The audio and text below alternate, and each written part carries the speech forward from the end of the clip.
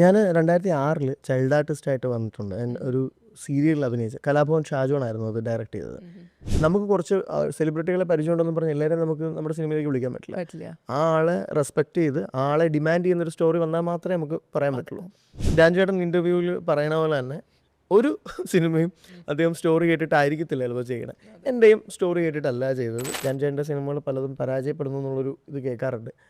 എന്നിട്ടും അദ്ദേഹത്തിന് എങ്ങനെ ഇത്രയും സിനിമകൾ കിട്ടുന്നു? ഒരു വർഷം ഏറ്റവും കൂടുതൽ സിനിമ ഇറങ്ങുന്ന മലയാളത്തിൽ ധ്യാൻ ചേട്ടനായിട്ടായിരിക്കും. ഒരു ചെറിയൊരു കറക്ഷൻ എന്താണെന്ന് വെച്ച് കഴിഞ്ഞാൽ ധ്യാൻ ചേട്ടൻ ആയിരിക്കില്ല ഈ സിനിമയിലെ നായകൻ. പക്ഷേ ഈ സിനിമയിലെ ഒരു കീ ക്യാരക്ടർ എന്ന് പറയുന്നത് ധ്യാൻ ചേട്ടൻ്റെ ക്യാരക്ടറാണ്.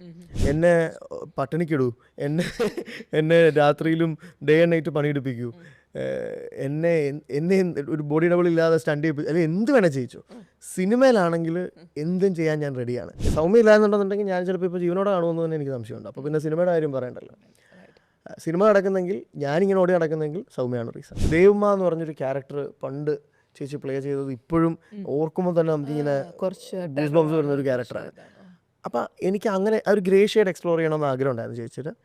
നമ്മൾ ഇടയ്ക്കിടയ്ക്ക് കാണുന്ന സിനിമയാണ് മണിച്ചിത്രത്താഴ്. ഞാനൊക്കെ ഇടയ്ക്കിടയ്ക്ക് ഇരുന്ന് കാണും. ഈ സിനിമകളൊന്നും ഫോർവേഡ് പോലും ചെയ്യാറില്ല, അവിടെ കുത്തി ഇരുന്ന് കാണലാണ്.